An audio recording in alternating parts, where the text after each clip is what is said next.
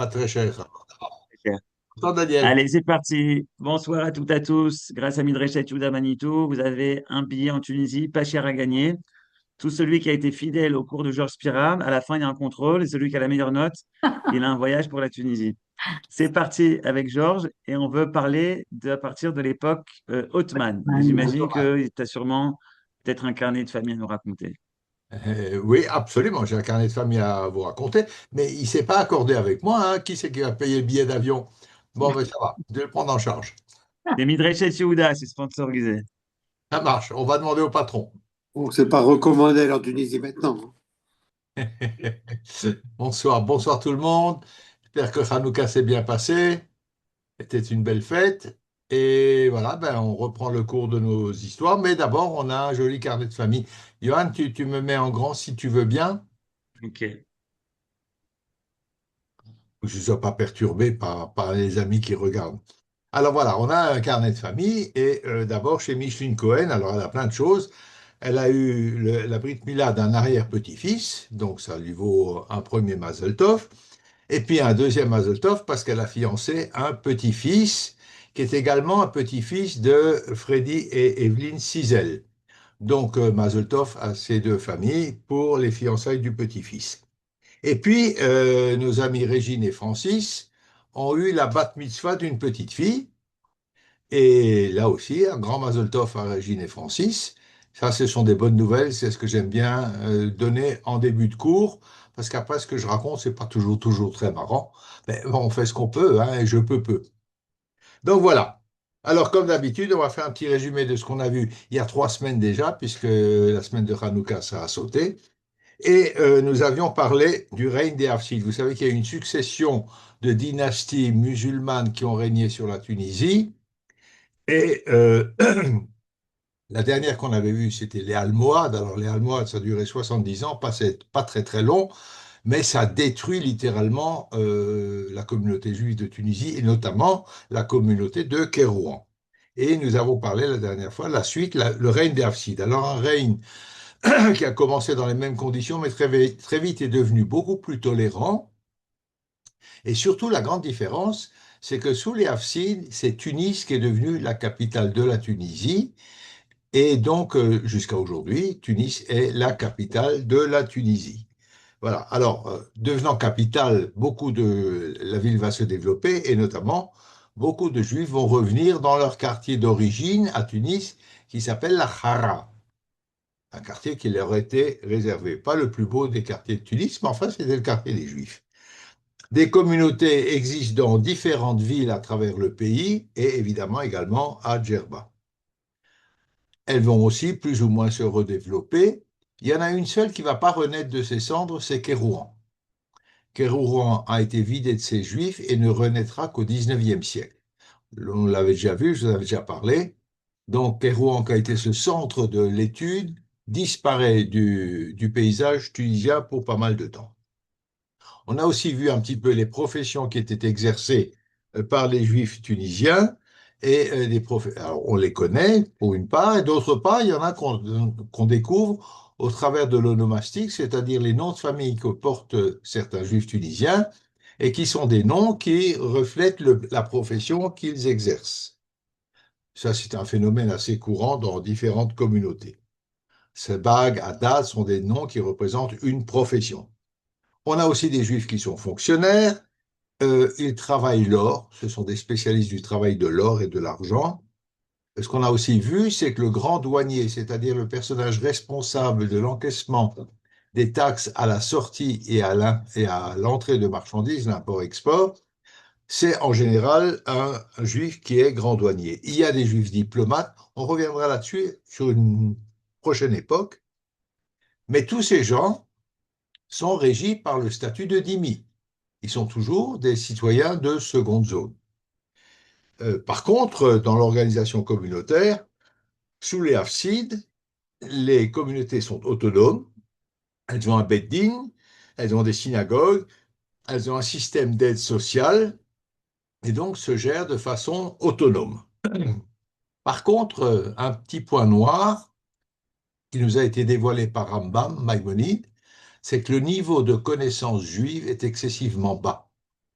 Et Rambam le rapporte dans un courrier, mais c'est confirmé ensuite par des shélotes, des questions qui ont été posées, qu'on a trouvé la Gnisa du Caire. Et effectivement, la nature, le genre de questions posées sont véritablement la preuve d'un niveau de connaissance du rabbinat tunisien excessivement bas. N'oublions pas, les Almohades ont passé là-dessus qui ont tout détruit. Et les Almohades, ça a duré 3 générations, entre 3 et 4 générations. Ça suffit pour complètement déculturer une communauté. Et puis, le niveau pourra remonter, mais pas pour le moment. Il remontera notamment quand des séfarades, au sens étymologique du terme, c'est-à-dire des juifs ayant fui l'Espagne, arriveront en Tunisie. Mais ça, c'est pour plus tard. Alors, Tunis, sous les Hafsides ont régné 3 siècles. C'est long. 1236-1574. Donc, un peu plus de 300 ans. C'est une longue période. Tunis devient la capitale, je vous l'ai dit, et elle se développe, il y a beaucoup de juifs. Il y a des échanges religieux entre Tunis et Fès, Alexandrie et aussi l'Espagne. Donc des échanges, des shelot shuvot, des questions qui partent, etc. Les rabbins, ben, ils ont le niveau qu'ils ont, nous l'avons vu, et ils essayent d'enseigner comme ils peuvent. En tout cas, ils enseignent quand même ce qu'ils savent, ce qui nous fait déboucher sur une application très stricte de la halakha et également une piété populaire, ce qu'on appellerait en termes plus trivial la foi du charbonnier. Mais c'est quelque chose qui se transmet. Donc, pas beaucoup de connaissances, mais une véritable foi, un véritable attachement au judaïsme. Plus tard, et nous reviendrons là-dessus tout à l'heure, quelques séfarades arriveront en Tunisie et vont apporter de nouvelles coutumes, de nouvelles traditions et des idées nouvelles. Cet apport des juifs séfarades, ajouté aux traditions culturelles des juifs autochtones, donnera un rituel tunisien qui a ses particularités, ses particularismes et qui est original dans le sens qu'il est un peu différent de ce qui se pratique au Maroc ou en Algérie. Tout ça, on le creusera tout à l'heure. Alors, ce qui est très intéressant et important, c'est que beaucoup de textes ont été traduits en judéo-arabe pour permettre aux femmes et aux enfants d'accéder à la connaissance, à quelques connaissances quand même. Et ça a été très important parce que ce bilinguisme a véritablement permis de maintenir un judaïsme vivant, à telle enseigne qu'il y avait des femmes qui étaient vraiment très cultivées et certaines d'entre elles, les plus pieuses, ont recherché leur bénédiction. Regardez si c'est un temps en avance, rechercher la bénédiction de femmes. On est là entre le XIIe et le XVe siècle, XVIe siècle, et en raison de leur connaissance et de leur grande piété. C'est quand même déjà très très en avance à l'époque. Et puisque nous avons encore vu, je vous ai indiqué quelques noms de rabbins, on en aura d'autres ce soir. Alors, je donnerai pas mal de noms de rabbins parce que, peut-être pas ce soir d'ailleurs, pour nos amis tunisiens d'origine, les noms vont leur rappeler quelque chose, vont leur rappeler des traditions familiales, et c'est pour ça que je donne un peu de détails à ce niveau-là. En tout cas, pour la première génération, nous avons Yosef Halevi, qui a réorganisé la communauté après la tornade des Almohades. Ça, c'est important. Il a remis la communauté sur pied, notamment avec l'organisation des aides sociales.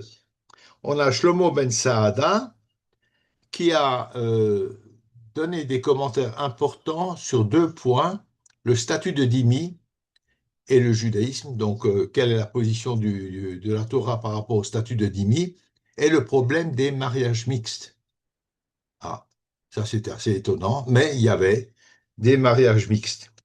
On a un autre rabbin, Rabbi Abraham Cohen, euh, lui, il assurait la relation entre la cour hafside et la communauté juive. Là aussi, il fallait quelqu'un qui soit suffisamment diplomate pour aplanir les difficultés, et donc ça a été son rôle.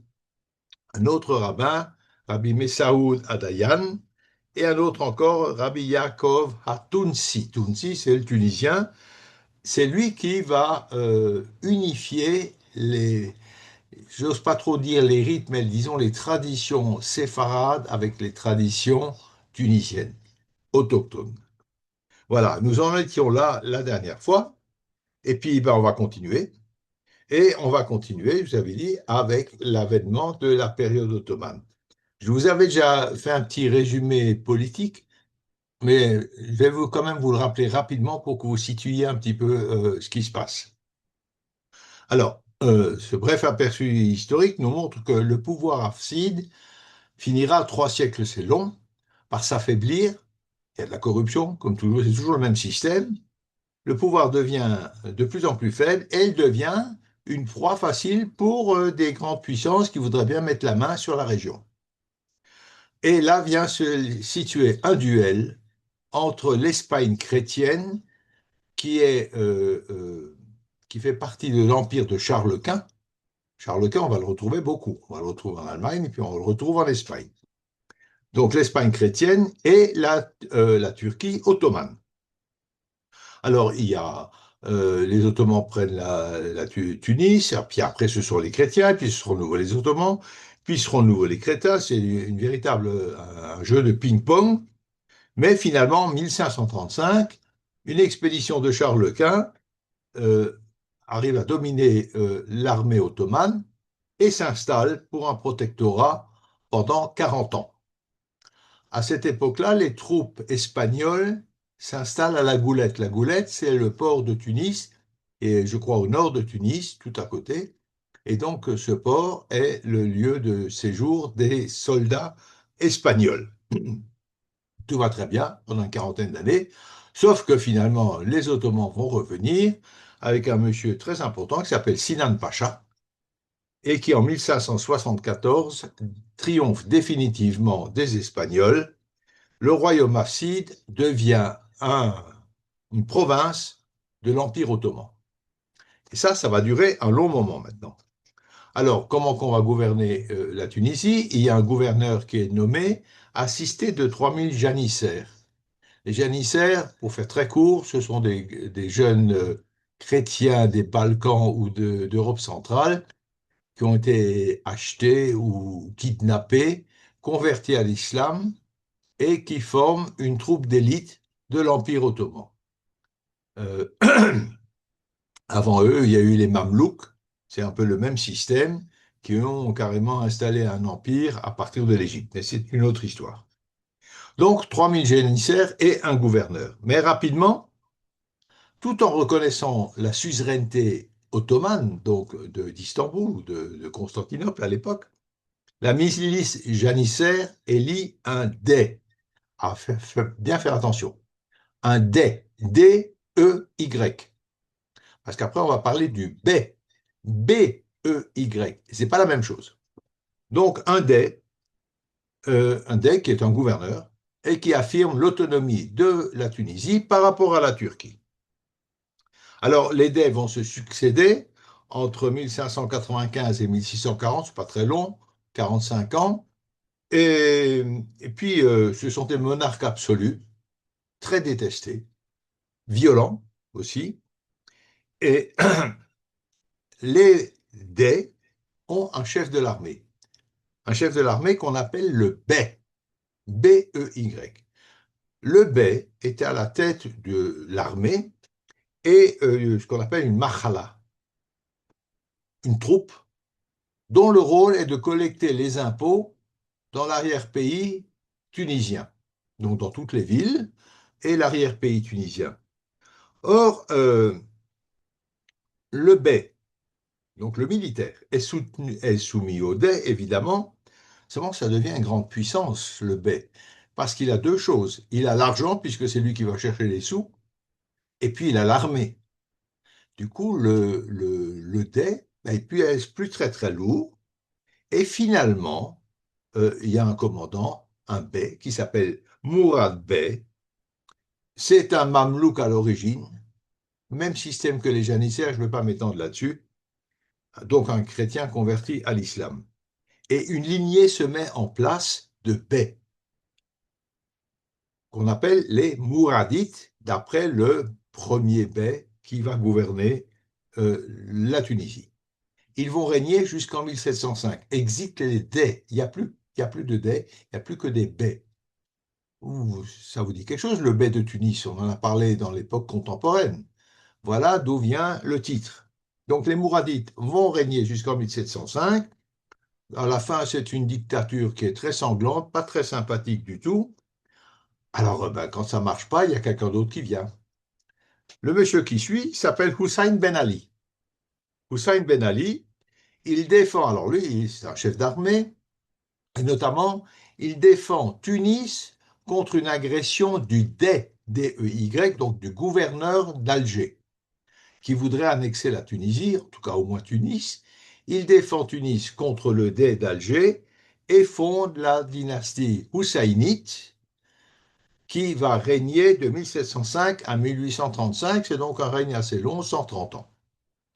Voilà ce que je vous avais expliqué la dernière fois pour vous expliquer que tout ce que je vais raconter sur les Juifs se passe sur un fond de guerre intermittente entre différentes factions musulmanes, ce qui ne nous concerne pas du tout, mais de temps à autre, on va quand même en subir les conséquences, vous imaginez bien. Alors, voilà, on va essayer de voir un petit peu maintenant la vie de nos petits Juifs tunisiens pendant cette période. Il y a une chose qui est fondamentalement caractéristique de cette époque, c'est l'immigration des Juifs livournais. Alors, lorsqu'il y a eu le Guérouge d'Espagne, l'expulsion des Juifs d'Espagne en 1492, les Juifs sont partis, ceux qui ont pu partir, très peu sont arrivés en Tunisie. Il y en a beaucoup qui sont allés au Maroc, aussi en Algérie, moins, mais quand même un chiffre respectable. Tunisie, très très peu. C'est loin. Mais par contre, beaucoup sont partis en Italie. Et ces Juifs livournais, j'y reviens tout de suite, viendront après la conquête turque de la Tunisie. Alors, ce sont des marranes réfugiés, plutôt des conversos, je préfère ce terme, réfugiés d'Espagne, en Italie. Sauf que le refuge en Italie est extrêmement précaire, parce que quand ils s'installent dans une ville, qu'une ville les reçoit, les accepte, très rapidement l'Inquisition suit, fait et exerce une pression très forte sur les édiles, et les Juifs sont obligés de partir.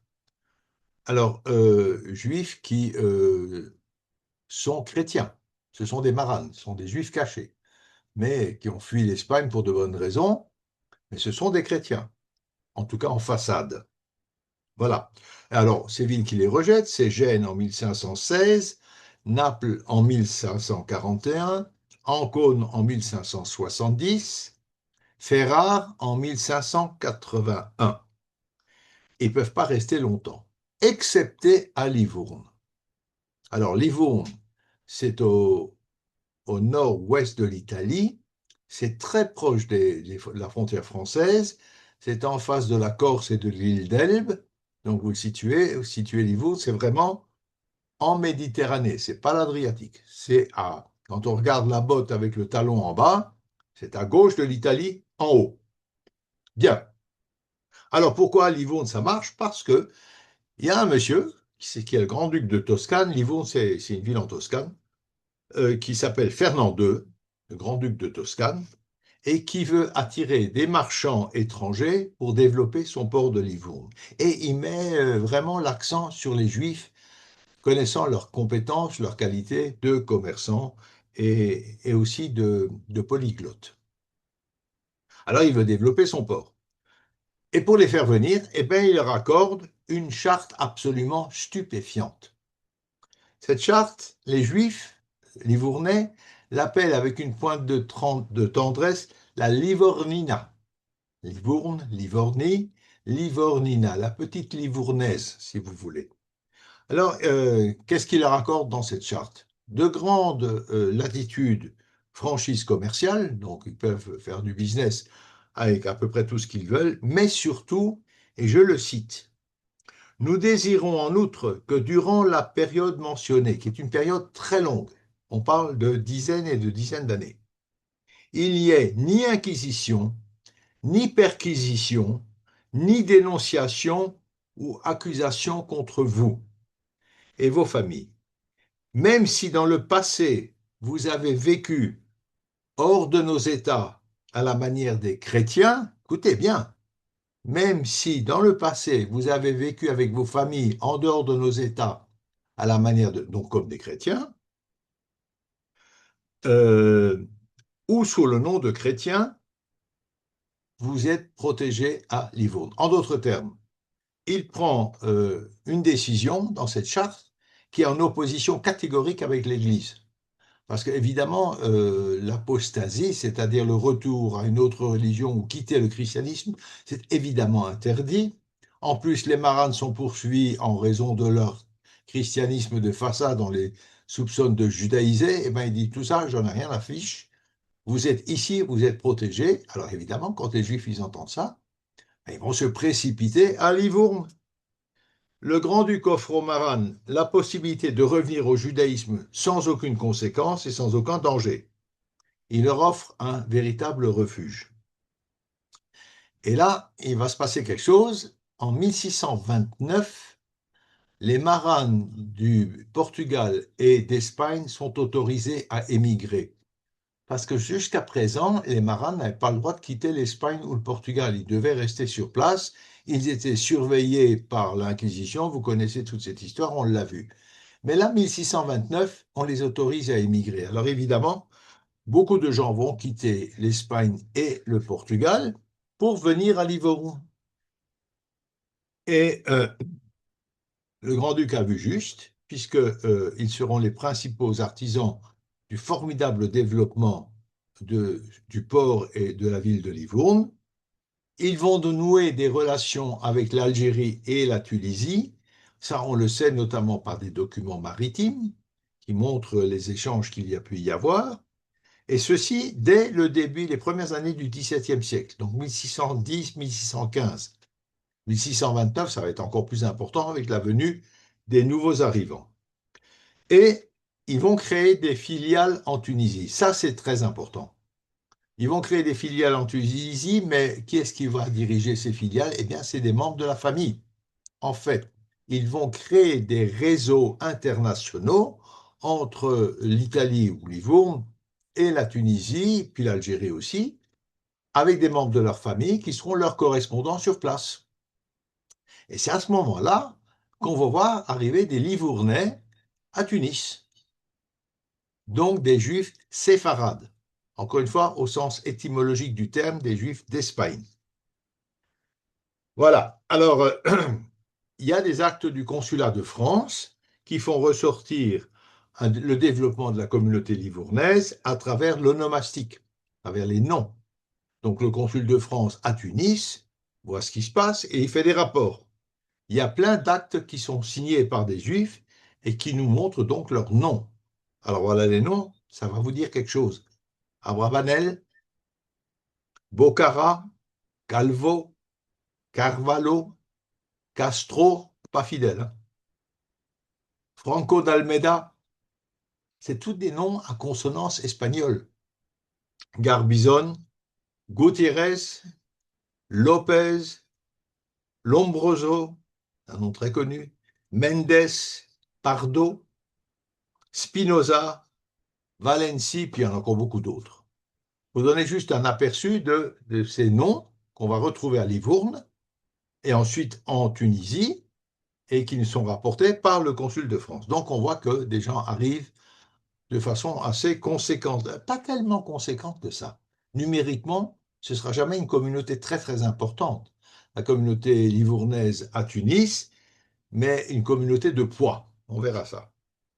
Donc, on retrouve tous ces noms jusqu'à une époque contemporaine, évidemment, avec plein de noms que je vous ai cités, que vous entendez encore aujourd'hui, et qui sont donc d'origine livournaise. Certains actes de commerce sont écrits en italien, d'autres sont rédigés en espagnol.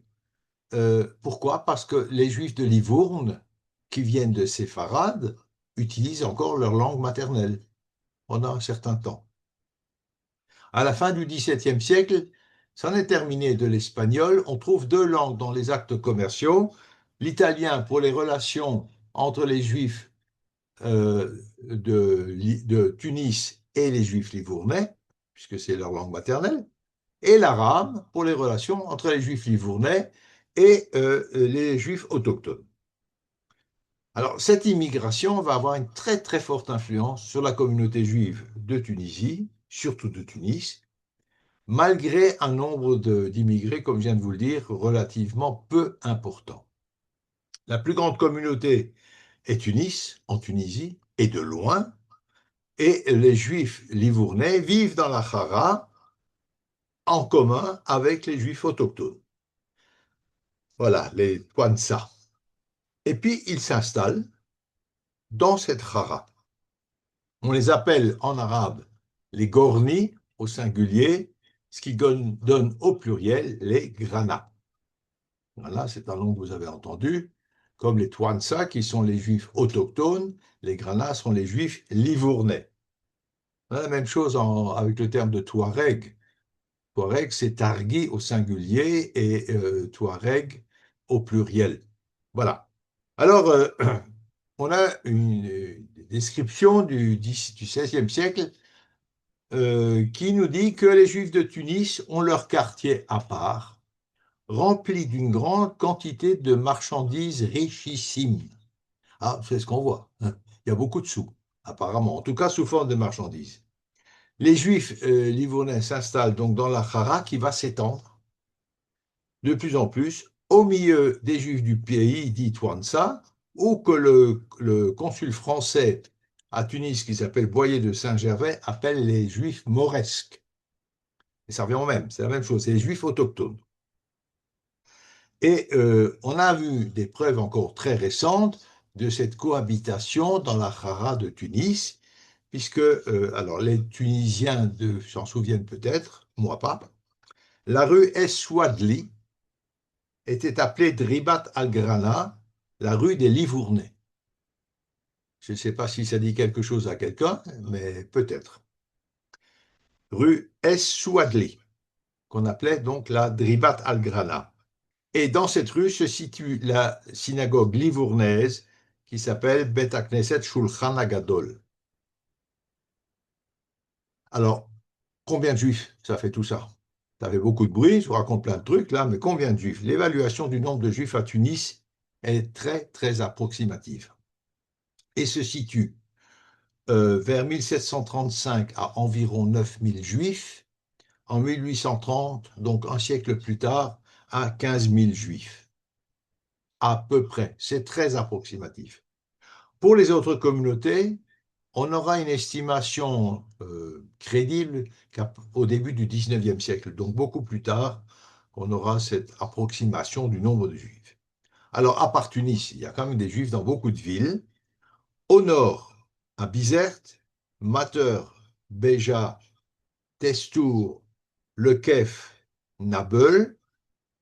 Dans le centre de la Tunisie, à Sousse, Madia, Monastir et Sfax. Et dans le sud, à Gafsa, Gabès, El Khama, Nefta et évidemment Djerba. Plus les Bachoutsim, vous savez, ces juifs nomades qui vivent sur la tente et qui se trimballent un petit peu partout dans le sud de la Tunisie. Et ceux-là, on ne sait pas les dénombrer, et ils sont nomades, donc c'est d'autant plus difficile à évaluer. En tout, 60 000, 40 000, 20 000, on n'en sait trop rien. Raisonnablement, d'après les historiens, on peut estimer la population autour de 30 000 personnes. Ce n'est pas un chiffre énorme, énorme, mais c'est quand même une communauté qui est significative. 30 000 personnes, mais c'est encore une fois très approximatif. Ce chiffre de 30 000 personnes est valable pour 1920. Donc après, il y aura d'autres développements dont on parlera. Alors, au cours de ces siècles, il y a beaucoup d'évolutions dans ce nombre de juifs qui sont dues à des épidémies de peste récurrentes. Donc il y a des moments où il y a une chute drastique de la population, puis après il y a un temps où il y a la paix sur le plan sanitaire, et donc la population remonte. C'est vrai aussi chez les musulmans, c'est pareil. Il y a beaucoup d'épidémies de peste, et on verra qu'il y a une période où l'épidémie ralentira, et ça provoquera d'autres problèmes un manque d'habitation à Tunis. Mais ça, c'est une autre histoire, c'est pas pour ce soir. Alors, qu'est-ce que travaillent tous ces braves gens? Quelles sont leurs activités économiques? Au XVIIe, XVIIIe siècle, ils ont un rôle déterminant dans toute l'économie tunisienne. Des Français assurent le commerce avec Marseille, donc là on parle de non-juifs, mais les Juifs assurent l'intégralité du commerce avec Livourne, pour les raisons que je vous ai expliquées. On exporte des céréales, des légumes, de l'huile, du cuir, de la laine, de la cire, des couvertures, que c'est extrêmement vaste, mais aussi il y a un commerce transsaharien qui se met en place, dont je vous ai parlé quand on a parlé du Maroc, et qui ramène du Sahara des plumes d'autruche, de l'ivoire et de la poudre d'or. Ça, c'est pour les exportations. L'importation porte sur des, ça c'est très curieux, sur des laines fines, des soieries, de belles étoffes, donc très portées sur tout ce qui est vestimentaire au fond. Alors, domaine plus technique, du laiton, de l'étain, de la quincaillerie, du sucre et des épices. Voilà pour le commerce d'import-export. Et au XVIIe, XVIIIe siècle, les bey et les dey concèdent aux Juifs, contre redevance évidemment, le monopole de la collecte et de la vente du cuir. Cette histoire de monopole de la collecte et de la vente du cuir va donner naissance à une profession dont je vous parle tout à l'heure, qui est tout à fait originale, mais on fera une comparaison avec ce qui se fait aujourd'hui. C'est pour après. Alors, les redevances, c'est pas tout. Il y a des fournitures à assurer aux souverains d'étoffes de prix, des velours et des soieries. Les Juifs payent des taxes à l'importation et à l'exportation, mais alors là, comme tout le monde, sauf que les taxes des Juifs sont plus élevées que les taxes que payent les chrétiens et les musulmans. Ah, pourquoi les chrétiens? Les chrétiens sont dhimmis aussi, au même titre que les Juifs. Oui, mais il y en a très peu. Il y en a très peu, et donc, suite à des négociations avec les cours européennes, ils sont traités au même titre que les musulmans, mais pas les Juifs. Les différences sont considérables dans l'imposition. Il y a 3% d'imposition à l'import pour tout le monde et 10% pour les Juifs. Ça fait une grosse différence, ça les met donc dans une situation de concurrence difficile. Mais vous allez voir, il y a un truc très rigolo qui va se passer. Voilà, alors, le commerce, pour autant, entre Tunis et Livourne fonctionne très bien et il est prospère. À tel point qu'au XVIIIe siècle, alors pourquoi des marchands français vont se plaindre? Parce que des Livournais vont exporter vers Livourne et de Livourne vers la France. Donc court-circuiter les commerçants français. Alors ils vont se plaindre d'une concurrence qui ne supporte pas, se plaignent de la concurrence des Juifs, mais ils ne peuvent pas lutter parce que, écoutez, les arguments, ils sont fabuleux. Les Juifs sont trop économes, se contentent de trop peu et d'un genre de vie que nous, chrétiens, ne pouvons pas accepter. Ah, ça, c'est fabuleux. Ils reprochent la concurrence des Juifs parce qu'ils ont un train de vie un peu plus modeste. C'est quand même pas mal comme argumentation. Alors aussi, il y a un truc très drôle qui se passe là. Les Juifs payent plus d'impôts que les chrétiens ou les musulmans. Du coup, le souverain, le, le, le bey qui impose, il a tout intérêt à ce que le commerce se fasse par les Juifs, puisque ça lui rapporte plus d'argent. C'est complètement pervers. D'un côté, il les taxe lourdement, d'un autre côté, il a tout intérêt à ce que ça fonctionne pour eux, parce que ça lui rapporte plus d'argent. Et donc, il va prendre un certain nombre de mesures favorisant le commerce des Juifs, puisque lui, par ricochet, va recevoir plus d'impôts qui rentreront dans ses caisses. Très pervers comme système, mais ça fonctionne comme ça, et ça permet à nos petits Juifs d'avoir un commerce qui marche très très bien. Voilà. Et puis alors, il y a aussi le commerce de l'argent. Les mêmes entreprises, ces entreprises d'import-export sont des grosses boîtes, sont des gens puissants, on parle pour l'époque. C'est des entreprises vraiment importantes. Et donc, les mêmes entreprises ont la main également sur les opérations bancaires. et ils accordent des prêts aux armateurs. Et alors là aussi, le fait qu'il y ait un lien entre les Juifs de Livourne et ceux de Tunisie fait que les prêts accordés aux armateurs peuvent être remboursés quand on arrive à Livourne directement au correspondant livournais ou dans l'autre sens au correspondant livournais de Tunisie. Alors ce sont des prêts qui rapportent parce que le taux d'intérêt de 3% par mois, 3% par mois, parce qu'évidemment, il y a beaucoup de risques sur les routes maritimes. Il y a des pirates, il y a des tempêtes, il y a tout ce que vous voulez. Et donc, les taux sont très élevés. Mais le fait que l'armateur peut rembourser tout de suite raccourcit son délai d'emprunt, puisqu'il peut rembourser sur place en arrivant. Et donc, il a tout intérêt à emprunter chez les Juifs, parce que chez les autres, les taux d'intérêt sont les mêmes. Mais le temps du prêt, la durée du prêt est écourtée chez les Juifs. Alors, il s'occupe également du rachat des captifs. Alors ça, c'est un petit peu moins élégant, mais enfin, c'est comme ça que ça fonctionne. Notamment, quand les familles ont payé la rançon, on réunit l'argent de la rançon, elle est remise à ces marchands qui négocient la restitution du captif. C'est pas gratuit. Il y a d'autres cas où, par exemple, le marchand va prêter de l'argent à la famille pour lui permettre de récupérer son captif.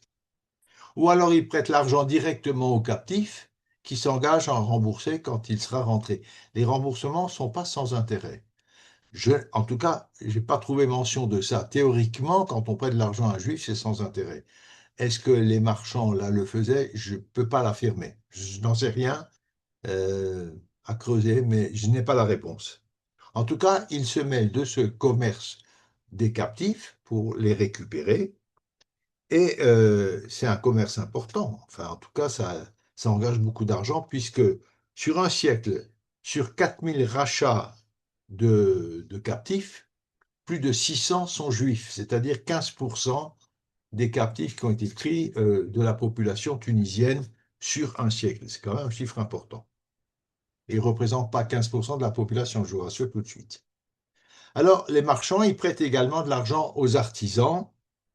Et là aussi, il y a différents systèmes qui se mettent en place. Par exemple, ils demandent le remboursement sous forme de produits manufacturés qu'ils vont pouvoir exporter. On ne demande pas le remboursement, mais les produits. Parfois, le marchand va livrer les matières premières et a un contrat pour écouler la totalité de la fabrication. Donc là aussi, c'est sur ce plan-là qu'il va gagner. À fin du XVIIe siècle, il y a un marchand livournais de Tunis qui s'appelle Jacob Lombroso et qui est propriétaire de 4 grands ateliers de fabrication de chéchia. Alors, des chéchias de très haute qualité, et ces 4 ateliers ne travaillent que pour lui et que pour l'export. Je voudrais juste apporter une petite précision.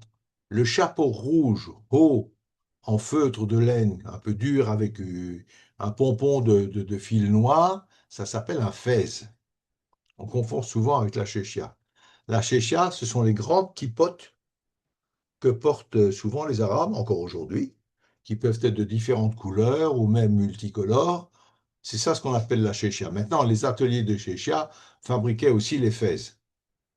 Ce Lombroso a 4 ateliers qui travaillent exclusivement pour lui et tout part à l'export. C'est important. Alors, ce système de fourniture de matières premières a un autre avantage encore, parce qu'il permet aux marchands de demander la fabrication de produits qui ne sont pas usuels, mais pour lesquels il a un débouché. Ah, alors là, on a un produit phare que vous connaissez tous, le talit. Le talit. Eh bien, figurez-vous qu'on fabriquait en Tunisie environ 20 000 talits par an, donc des ateliers où des Juifs fournissaient la matière première, et plus de la moitié d'entre eux étaient exportés vers la Pologne. On est là entre le XVIe et le XVIIIe siècle, hein, 19e. Vous vous rendez compte le business qui se fait là? On amène de la laine, des fils, on fabrique des talits, on les exporte en Pologne, c'est incroyable. Voilà. le genre de travail qui se réalise. 20 000 talis par an, c'est un chiffre, hein, c'est important quand même. Alors, on les exporte à Livourne d'abord, et de Livourne, ils partent en Pologne. On fait également des prêts à des soldats. Ils ne touchent pas toujours leur paye, donc les marchands vont leur faire des prêts. Parfois, c'est un petit peu rugueux, là, les rapports, mais enfin, il y a des prêts à des soldats. Et puis, il y a aussi des juifs qui s'occupent de la vente au détail de produits importés. Dès le XVIIe siècle, les Livournais s'installent dans le chouk de Tunis pour vendre des épices et des drogues. Des drogues, ce sont des plantes, hein, c'est pas de la marijuana. Hein. À tel point d'ailleurs qu'on appelle ce souk, vu leur nombre, chouk al-Grana, le souk des Livournais.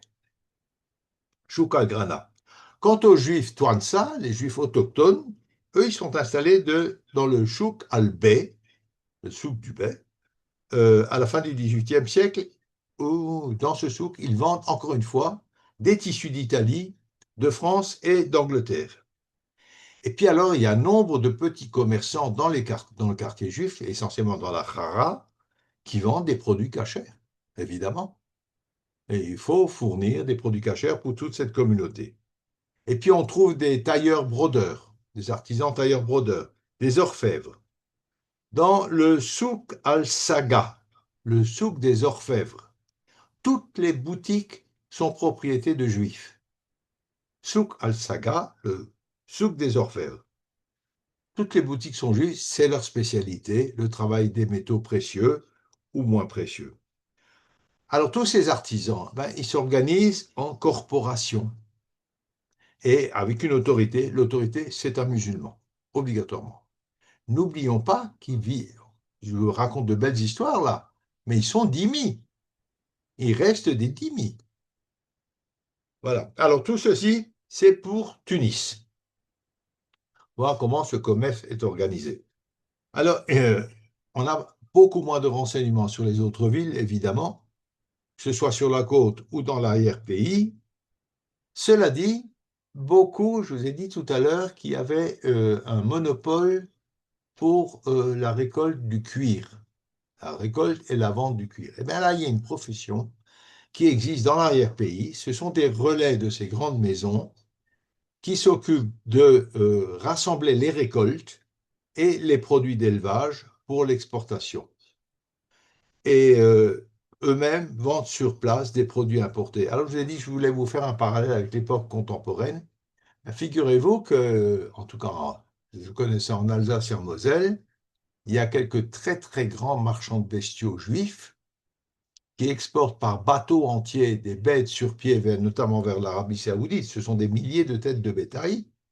Alors, il faut les trouver. Donc, ils ont un réseau d'acheteurs. Ce n'est pas des collecteurs, ce sont des acheteurs qui sont commissionnés sur le nombre de bêtes achetées et qui rayonnent dans les campagnes et qui achètent des bêtes et ensuite qui les ramènent à un point central d'où elles sont exportées vers notamment l'Arabie Saoudite. Ça, c'est aujourd'hui, c'est contemporain. C'est le même système. Un grand marchand avec une multitude de c'est pas des employés, ce sont des indépendants qui sont commissionnés à la tête de bêtes achetées. Voilà. Donc, même chose à l'époque, des gens sur place ramassent les récoltes, ça c'est surtout pour la laine, et les produits d'élevage, ça c'est essentiel pour le cuir. Et donc sur place, ils vendent des produits importés. On peut imaginer quand même que dans les autres villes, il y a à peu près le même type d'artisans et des colporteurs de souk en souk, tout ça, ça se tient à peu près. Dans l'ensemble, cela dit, dans l'arrière-pays, dans les petites villes, ce sont des gens modestes. Les grands marchands, c'est Tunis, ça c'est clair. Mais on peut imaginer que l'ensemble du commerce est à peu près semblable partout. Alors, il y a aussi des professions où les juifs sont carrément irremplaçables. Ce sont eux, vu leur expérience, qui confectionnent les pièces de monnaie en or ou en argent. Et on confectionne ça où? On le fabrique à l'hôtel de la monnaie qui s'appelle en arabe Seka. Et on exporte des sultanats d'or ou des aspres d'argent qui sont toutes façonnées par des juifs dans cet hôtel de la monnaie. Pendant tout le XVIIe et le XVIIIe siècle, ils ont le monopole de la fabrication des monnaies. Mais ça va plus loin. Ils vérifient également les pièces. Ils sont les seuls habilités à les vérifier quant à leur qualité, quant à leur poids, quant à la qualité du métal utilisé. Et on a la relation d'un marchand français, fin du XVIIIe siècle, qui reçoit un lot de 2170 sequins, vous voyez, c'est très précis. Il reçoit ce lot à Marseille et s'excuse auprès des banques où il doit livrer ce lot de ne pouvoir garantir leur teneur et leur poids, car les Juifs ayant commencé leur fête de Pâques, Pessah, hier, il ne peut pas faire vérifier les pièces. Il n'y a personne qui soit habilité à le faire. Donc, il faut les prendre telles qu'elles sont et faire confiance. Voilà. Donc, comme ça, on a de temps à autre des lettres qui illustrent ce qui se passe au jour le jour. Et c'est très sympathique, c'est très intéressant. Alors, ils ont également des emplois dans l'administration des finances de l'État. Et pourquoi? Alors là, il y a un phénomène intéressant, c'est que le bey accorde le plus de confiance aux juifs, pas aux musulmans, pas aux chrétiens, pas aux gens étrangers qui sont... Non, c'est les juifs auxquels il accorde toute sa confiance. Et il y a une raison à ça. C'est un consul français qui l'écrit, qui dit que euh, le bey n'a confiance que dans les juifs, le grand trésorier est juif, et tous les trésoriers particuliers, écrit-il, teneurs de livres et autres fonctions qui ont rapport avec l'écriture et les comptes, perception des impôts, tenue des comptes, mouvement d'espèces et dépenses, c'est toujours les juifs qui ont la confiance du bey. Ce qu'écrit le consul, il n'est pas très content, mais voilà. Alors, des caissiers comptables juifs accompagnent la Machala quand elle va recouvrir les impôts dans l'arrière-pays. La Machala, je vous rappelle, c'est cette troupe armée qui va chercher les impôts dans l'arrière-pays, dans les autres villes. Alors, c'est un camp, à l'époque des bey, qui a lieu 2 fois par an, et on va collecter les impôts, et les Juifs sont là pour tenir les comptes. Voilà. Encore une fois, il ne fait pas confiance au chef de l'équipe, au chef militaire. C'est un Juif qui accompagne. La perception des droits de douane est confiée à partir de 1740 à un groupe de Juifs livournais. Les droits de douane, c'est un gros morceau. Alors, ça, c'est un peu différent. C'est moyennant un capital, un montant convenu d'avance. Les Livournais doivent payer 80 000 piastres par an pour encaisser les droits de douane. Ce qui excède 80 000 piastres, c'est pour eux. On a vu ce système en Espagne, où des trésoriers, on achetait le droit d'encaisser les impôts moyennant un montant qu'on assurait au roi, peu importe, tant étant de milliers de ducats d'or, et ce qui excédait le montant était élevé. Ce qui excédait le montant, c'était pour les Juifs. Dites-vous bien que là, on parle de droits de douane. C'est quelque chose d'assez automatique. Quand il s'agit de payer les impôts, quand les Juifs essayent d'avoir un maximum d'impôts, ça ne les met pas en odeur de sainteté dans la population. Et ils attirent sur eux, évidemment, des rancœurs, des haines, des jalousies. D'un autre côté, ils se sont considérablement enrichis avec ce système de l'affermage, ce qu'on appelle l'affermage des impôts. Alors, très souvent, les Juifs payent aussi la solde des janissaires, parce qu'il n'y a pas de sous dans les caisses de l'État. Ils contrôlent tous les mouvements de fonds. Ali Pacha Bey, ses dates, c'est 1735-1756. Donc, milieu du XVIIIe siècle, installe le grand trésorier musulman dans une pièce. Ça, c'est le statut de dhimmi pour les Juifs, mais il est accompagné de 9 Juifs, chacun devant une table, et ces Juifs comptent du matin au soir l'argent qui entrait. En d'autres termes, le patron de cette institution est un musulman, il faut respecter le statut de dhimmi, mais il n'a aucune confiance. C'est des Juifs qui font les comptes. et qui rend de l'argent. Alors, le receveur général des finances, même histoire, est placé sous les ordres du grand trésorier musulman, mais c'est toujours un juif, et c'est également ce monsieur qui est le caïd des juifs. Alors, le caïd des juifs, c'est le chef de toute la juiverie tunisienne, le président du CRIF tunisien, si vous voulez. C'est le patron de toute la communauté, et c'est l'interface entre le pouvoir et les juifs. Donc, c'est un personnage extrêmement important. En Babylonie, ça s'appelait Resh Galuta, chef de la galoute. Voilà. Et autre chose, comme ils sont polyglottes, les Juifs, eh bien, ils sont souvent chargés de missions diplomatiques. Ils ont l'argent, ils ont le commerce, l'import-export surtout. Ils touchent aussi à la diplomatie en raison de leur qualité de polyglotte.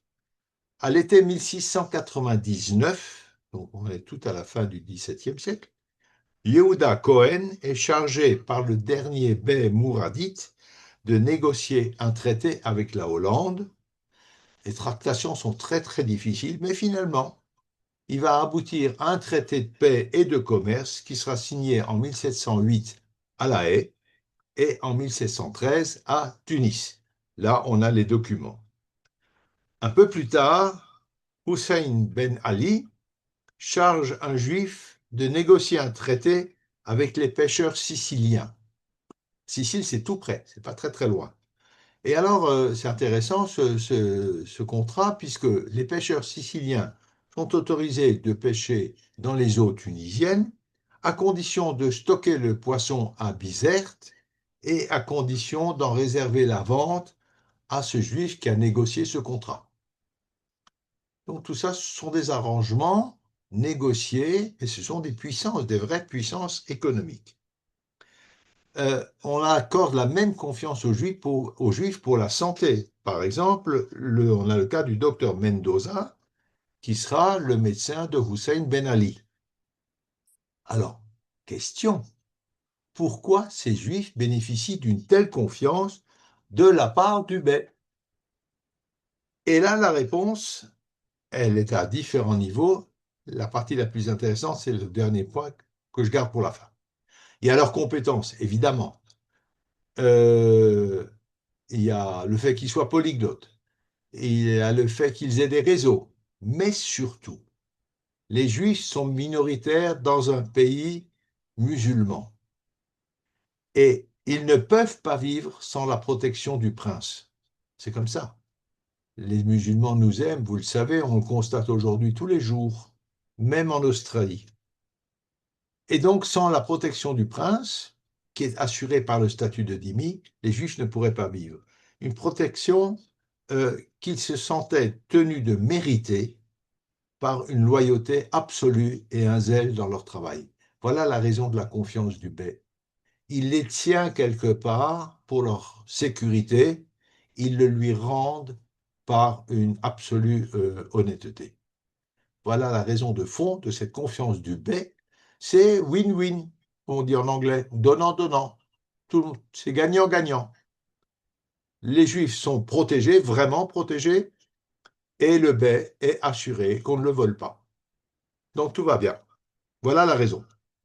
Et donc, ils bénéficient de cette totale confiance des maîtres, ce qui n'empêche pas, ne l'oublions pas, qu'ils sont toujours des dhimmis. C'est clair. Alors, la régence ottomane va durer de 1574 à 1705, donc grosso modo 140 ans, 140 ans, et elle sera suivie ensuite de l'avènement des Husseinites, qui est une autre dynastie musulmane, avec un bey propriétaire du royaume de Tunis, et ce bey va rester propriétaire jusqu'au régime républicain de 1957. C'est pour ça que les anciens juifs tunisiens parmi nous savent très bien de qui on parle quand on parle du bey de Tunis. C'est quelqu'un qu'ils ont connu dans leur jeunesse. Ça va donc durer un très très long moment, 250 ans. C'est pas mal. Alors Ben Ali sera le premier bey de Tunis sous le nom, pour les Husseinites de Hussein Bey Ier. Et de facto, il est totalement indépendant des Ottomans, à tel point qu'en 1782, l'arabe remplace le turc dans tous les documents officiels en Tunisie. Et il va créer un drapeau national tunisien. Donc c'est vraiment l'arabe n'est pas un symbole de l'autonomie tunisienne, mais c'est un symbole de rupture avec l'Empire ottoman. Le drapeau national, ça c'est autre chose. Ça c'est vraiment affirmer l'autonomie de la Tunisie par rapport à l'Empire ottoman. Et ça va être un petit peu moins sympathique à l'époque des Husseinites, mais je crois que je ne vais pas commencer ça maintenant parce que c'est un petit morceau quand même encore. Et je ne voudrais pas vous épuiser pour un premier cours après 3 semaines et rompre en plein milieu. Alors, je crois qu'on va s'arrêter là pour ce soir. Parce que l'histoire des Husseinites, il y a du bon, il y a beaucoup de moins bon. Là, ça va un peu changer, hein. Ce sera de moins en moins sympathique, ce qui explique d'ailleurs l'ambiance très très anti-juive qui existe encore aujourd'hui en Tunisie.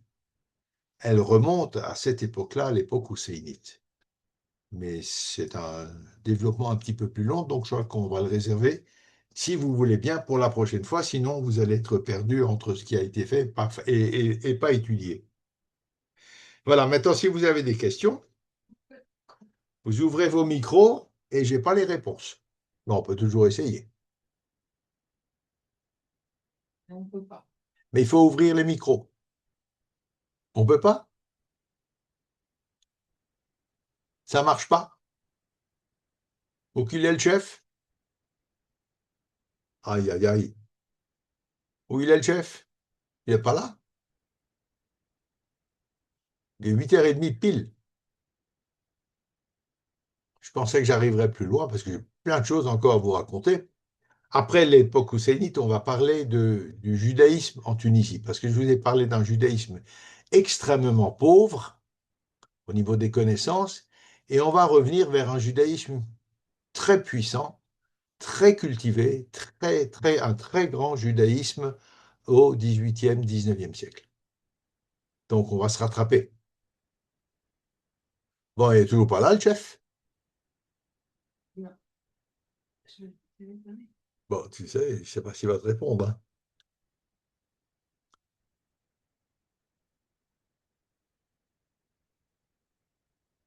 Bon, ce qu'on fait avec... D'accord. Eh bien, écoutez, je vais avancer un petit peu quand même. Donc, quelques instants encore, on va avancer un petit peu, quitte à reprendre. Alors, les Juifs et les chrétiens, sous le régime husséinite, sont évidemment dhimmis, mais là aussi, les chrétiens étant peu nombreux, ils ont absolument tous les droits qu'ont les musulmans. Il n'y a que les Juifs, finalement, qui restent des dhimmis. Ce ne sera pas le cas dans les autres pays musulmans. C'est particulier, spécifique à la Tunisie, cette situation des chrétiens qui sont dhimmis, mais qui ne subissent pas le statut de dhimmi. Il y a je n'ai jamais parlé de ça jusqu'à maintenant. Ça fait quelques siècles qu'on parle en Tunisie. Oui, mais voilà qu'avec les Husseinites, il y a des distinctions vestimentaires qui sont imposées. Ça, c'est nouveau. On n'a jamais eu ça jusqu'à présent. Les Juifs sont obligés de porter un bonnet noir avec un turban sombre, et s'ils ne mettent pas ce bonnet, ils reçoivent nombre de coups de bâton sur la plante des pieds. Savoir que les coups de bâton sur la plante des pieds, ce n'est pas une caresse. On brise les os du pied et après les gens pratiquement ne peuvent plus marcher ou très difficilement. Alors, ce statut, cette obligation de porter un bonnet ne concerne que les juifs autochtones, les Twansa.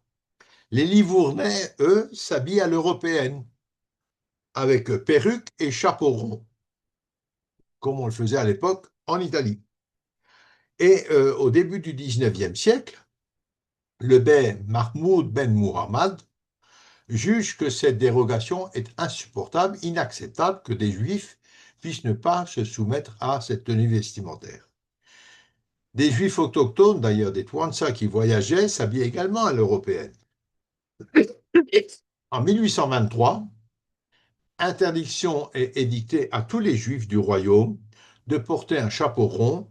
Ils ont seulement le droit de porter une calotte, une grande kippa noire, celle qui est réservée pour les autochtones, et blanche pour les Livournais. C'est tout. Différence pour leur origine, mais un bonnet. Et puis, ils voulaient aussi imposer cette tenue aux juifs étrangers de passage. Ça, c'est un peu plus délicat. Et par exemple, il y a un juif de Gibraltar qui est menacé d'expulsion s'il ne met pas un chapeau comme ça, un bonnet. Alors, le bey se braque, le consul intervient, le bey se braque, et là, ça suffit. Il est menacé d'un procès par le consul anglais. Alors là, il recule. C'est toujours la même histoire. Quand on montre les dents, il recule. Et puis, un peu plus tard, deux juifs livournais portant un chapeau vont être bastonnés et emprisonnés, relâchés quelque temps après, quand ils arrivent à prouver qu'ils sont sujets du grand-duc de Toscane. Cette histoire des chapeaux porte un nom dans l'histoire tunisienne, ça s'appelle l'affaire des chapeaux. Et cette obligation d'une calotte va perdurer jusqu'à l'époque contemporaine. Ce n'est pas quelque chose qui va disparaître jusqu'à l'avènement de la République tunisienne. Les Juifs sont évidemment aussi soumis à la jizya. Ça, c'est le statut de dhimmi, c'est pas surprenant, c'est pas juste, mais c'est pas surprenant. Et la jizya représente 2,25% des 8 millions de recettes fiscales de l'État tunisien. Les droits d'entrée et de sortie, les droits de douane sont très élevés, ça, nous l'avons déjà vu, plus élevés en tout cas que ceux des musulmans. Je vous avais donné les chiffres, 3% pour les musulmans, 10% pour les juifs, 3% également pour les chrétiens, suite à des accords avec les Européens. S'ajoutent à ces impôts des contributions extraordinaires.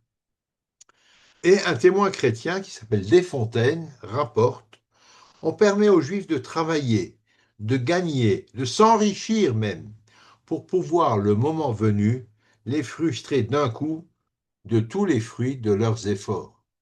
C'est clair. On les laisse arriver à quelque chose et puis on leur prend tout ensuite. La situation est telle, on parle bien là sous les Husseinites, qu'il y a eu des cas où les Juifs ont été obligés d'emprunter de l'argent pour pouvoir payer leurs impôts. Ça a été notamment le cas en 1686, où ils ont emprunté de l'argent au consul de France, faute de liquidité. Le consul leur a prêté l'argent, bien sûr. Bien sûr, non, pas bien sûr, mais il a prêté. Mais pour vous dire dans quelle situation ils étaient, on les pressait comme un citron. En plus, il y a des prestations gratuites. Ah oui. Notamment, il faut des manœuvres pour construire des ouvrages publics, des ponts, des adductions d'eau, des fontaines, mais aussi pour construire un palais pour le bey houssénite. Alors, qui est-ce qui va faire ces travaux? Eh c'est le caïd des Juifs qui va désigner les volontaires désignés. Et ils sont réquisitionnés, évidemment. Qui est-ce qui va le plus souvent pour ces corvées? Ce sont les Juifs les plus pauvres. C'est comme ça, le caïd est un homme puissant. Le caïd des Juifs, c'est un Juif. Et ça a toujours été comme ça. Il protège entre les plus fortunés et les moins fortunés. Ouais. D'accord. Alors, je vous signale, Johan n'arrive pas à contrôler les micros, c'est pour ça que vous n'avez pas pu les ouvrir. Donc, je termine là où j'en suis. C'est donc les plus pauvres qui, en général, sont réquisitionnés pour aller faire ces travaux obligatoires. À la fin du XVIIIe siècle, il y a une aggravation de la situation. Ça, c'est très important. Les Juifs n'ont plus le droit de posséder d'immeubles. Alors, ils peuvent être propriétaires de la maison où ils habitent, mais ils ne peuvent plus acheter d'immeubles. Et alors qu'auparavant, de tout temps, ils avaient la possibilité d'acheter des immeubles. Et donc, ils vont se rabattre. Ils ont de l'argent. Ils font du commerce, vous le savez. Alors, leur fortune sera placée soit en métaux précieux, soit en prêts qui seront source d'intérêt. Voilà. Alors, cette histoire d'interdiction d'être propriétaire va amener des décisions rabbiniques extrêmement intéressantes, mais ça, je ne vous le raconte pas maintenant. Ça sera pour la prochaine fois, et ce sont des décisions dont nous ferions bien de nous inspirer aujourd'hui en Israël, je ne vous en dirai pas plus. Voilà pour ce soir. Donc j'espère que ça va, ça vous a intéressé, et puis on se retrouve dans 15 jours, si tout va bien. Désolé pour le micro, mais le patron, il dit qu'il n'arrive pas à prendre le contrôle des micros. Donc, à tout bientôt. Portez-vous bien. J'étais content qu'on se rencontre ce soir et à bientôt.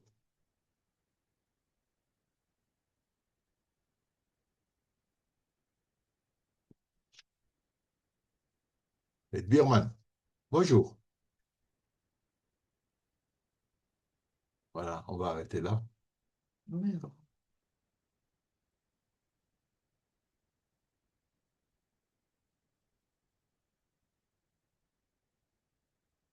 Voilà, voilà, voilà.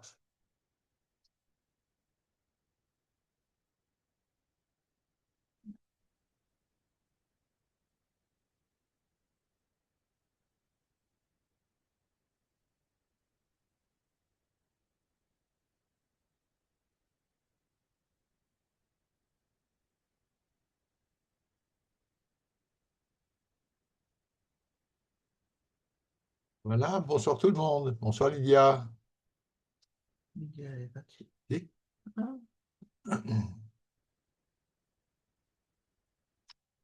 À dans 15 jours. Bonsoir les amis.